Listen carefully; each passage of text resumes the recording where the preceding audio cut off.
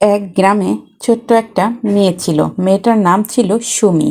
খুব গরিব পরিবার, কিন্তু স্বপ্ন ছিল অনেক বড় হবে। মা প্রতিদিন তাকে বলতো, মা, টাকা নেই ঠিকই, কিন্তু তুমি পড়াশোনা শিখে মানুষ হবা, তাহলে একদিন তোমার অনেক টাকা হবে। প্রতিদিন স্কুলে যাওয়ার সময় তার হাতে থাকতো ছেঁড়া ব্যাগ, পুরনো বই আর পুরনো জামাকাপড় পরনে।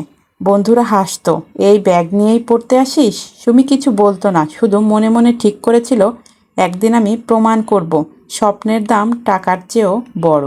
রাতের পর রাত সে কুপির আলোয় পড়াশোনা করেছে, অনেক সময় খালি পেটে থেকেছে, কিন্তু বই ছাড়েনি।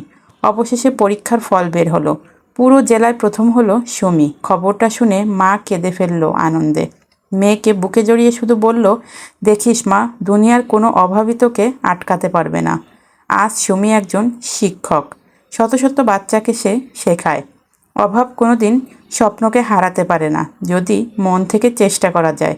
যে কোনো কিছুই যদি নিজের চেষ্টা থাকে, তাহলে সেখানে সফলতা অর্জন খুবই দ্রুত করা যায়। আর যদি নিজের চেষ্টা না থাকে, তাহলে তার স্বপ্নই থেকে যায়। কখনোই এটাকে নিয়ে বড় কিছু হওয়া যায় না।